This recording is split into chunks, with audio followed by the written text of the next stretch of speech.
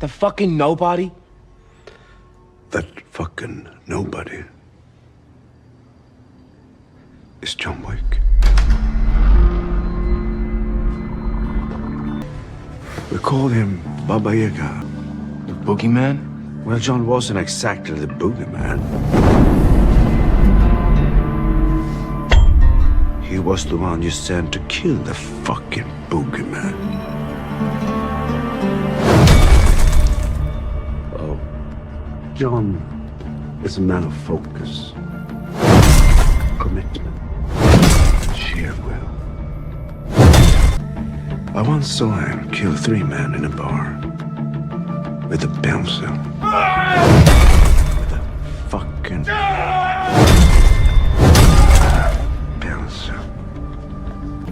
So I made a deal with him.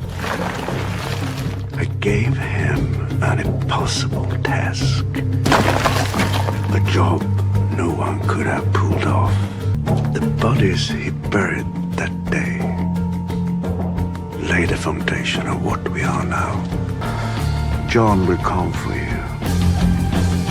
And you will do nothing because you can do nothing.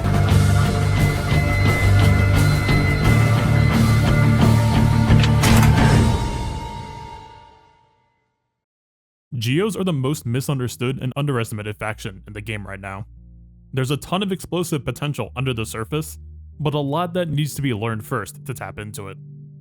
Over the course of this series, you'll learn how to maximize their kits, customize the team for various matchups, and hunt the biggest game that they can take down.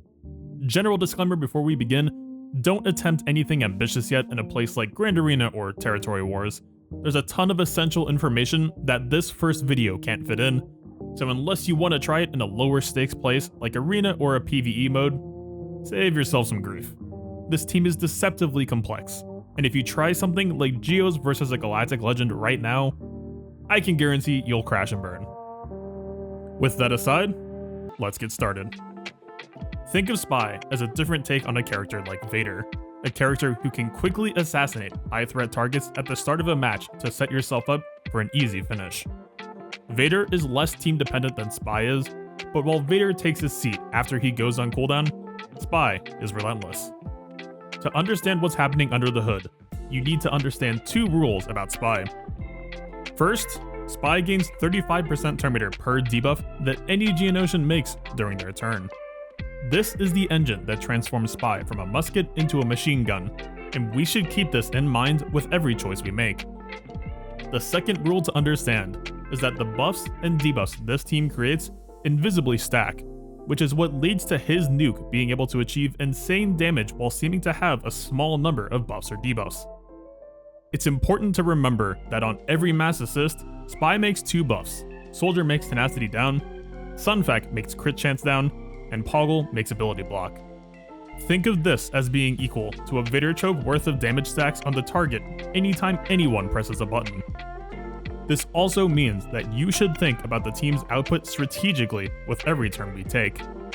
If we need to control something, then we aim at them for the ability block. If we want to stack damage on our kill target, then we aim at them to debuff them. Spy does gain 2 nuke stacks even if he can't aim at the kill target, but we waste 3, so it's still a majority of missed stacks that we'd rather keep. Let's talk about how the team interacts with these rules.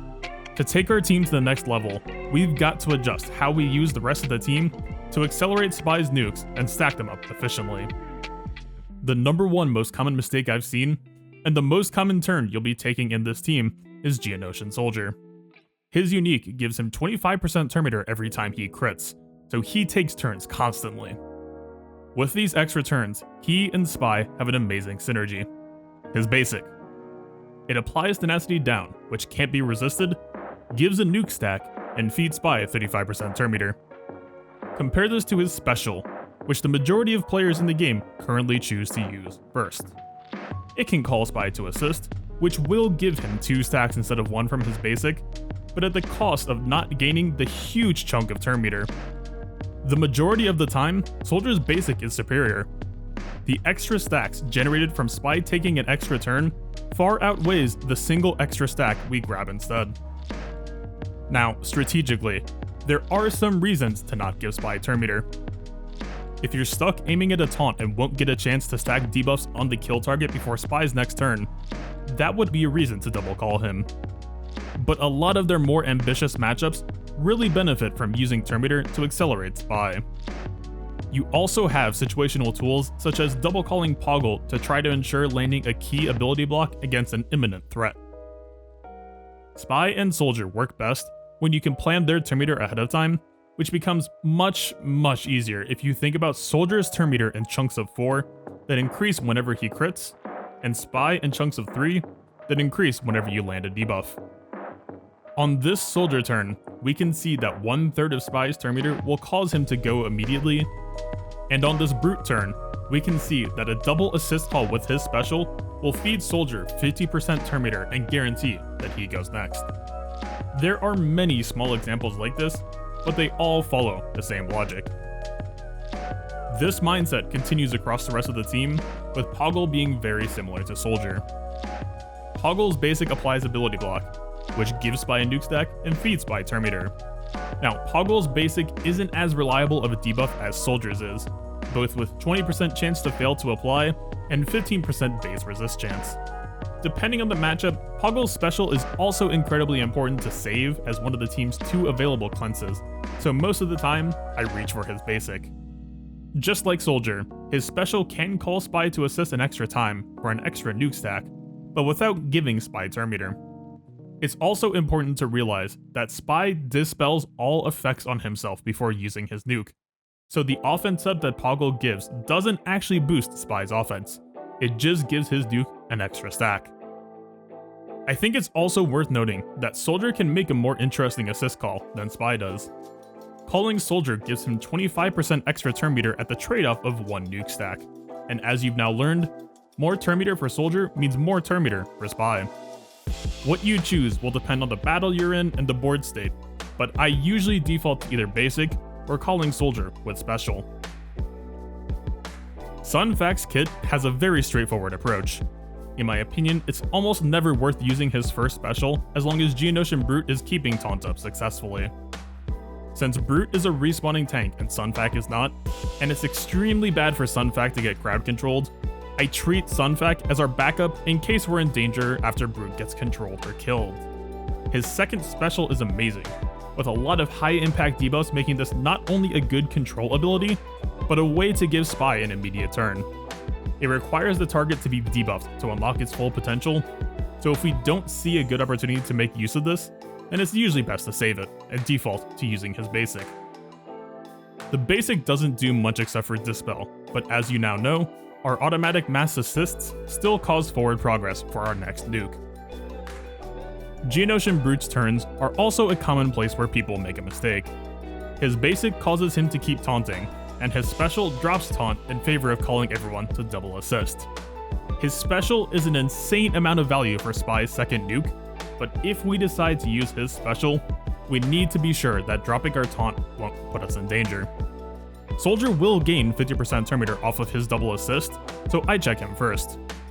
If Soldier won't go, then start checking the turn meter on your team against the enemy team. If you see a scary threat coming up, then it's best to stick with basic. If you're safe, then special away.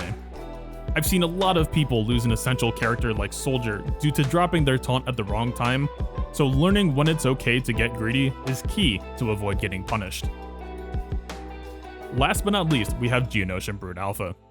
There's a lot of small effects in his abilities to think about. His basic does very little, being a dispel if it crits, but otherwise just a way to call everyone else to assist.